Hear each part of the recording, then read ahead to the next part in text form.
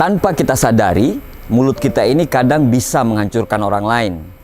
Mulut kita ini itu bisa membuat orang lain senang, tapi bisa juga membuat orang lain hancur. Semua orang pasti mengerti bedanya antara kata-kata yang sopan dan kata-kata yang tidak sopan. Tapi tidak semua orang peka untuk memakai rasa terhadap kalimat yang dia ucapkan kepada orang-orang. Misalnya, kamu bertanya kepada temanmu yang kerja di toko, "Berapa gajimu sebulan kerja di toko itu?" Temanmu menjawab, "1,5 juta rupiah." Cuman 1,5 juta rupiah? Sedikit sekali dia menghargai keringatmu. Apa cukup untuk memenuhi kebutuhan hidupmu?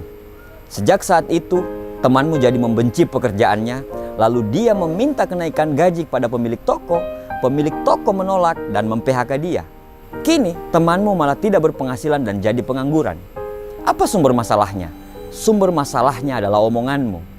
Saat arisan, kamu bertanya kepada pemilik rumah, "Rumahmu ini apa tidak terlalu sempit? Bukannya anak-anakmu banyak ya?"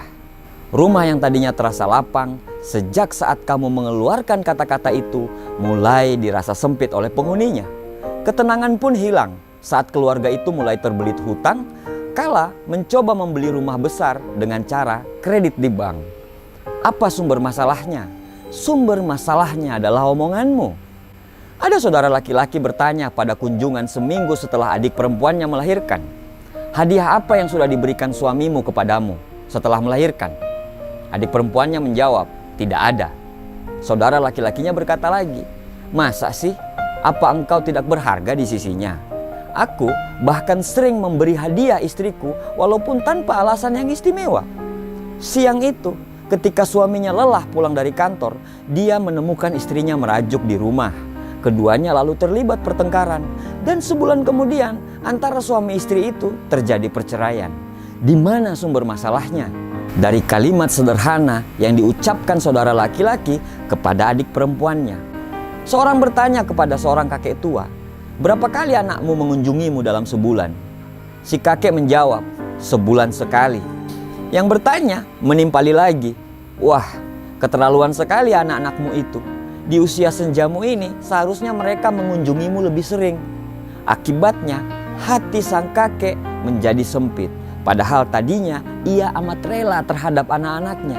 Ia jadi sering menangis dan ini memperburuk kesehatan dan kondisi badannya.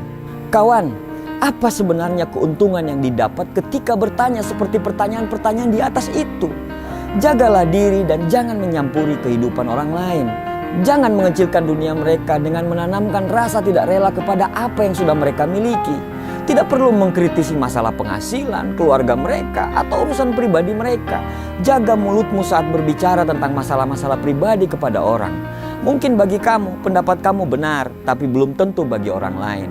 Mungkin bagi kamu benar, tapi mungkin bagi orang lain itu bisa menghancurkan dia.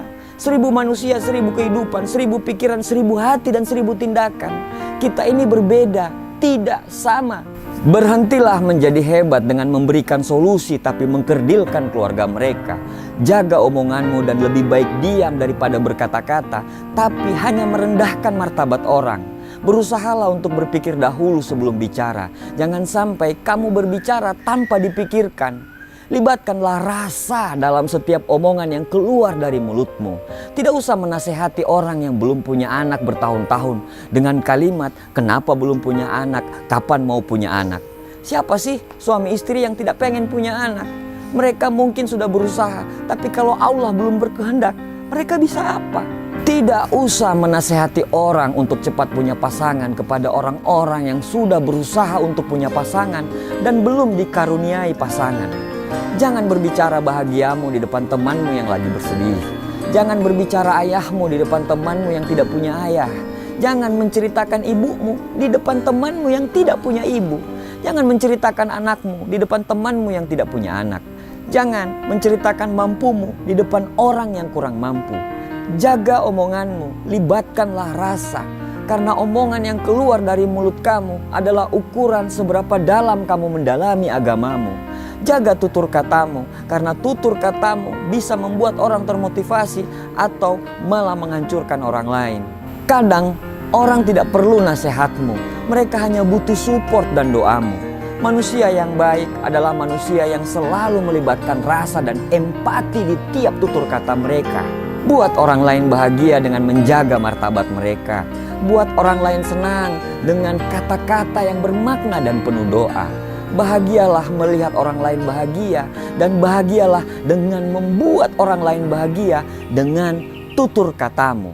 Semoga Allah selalu menuntun kita untuk mengeluarkan omongan yang bermanfaat bagi orang lain. Dan semoga Allah selalu menjauhkan kita dari omongan yang bisa menghancurkan orang lain.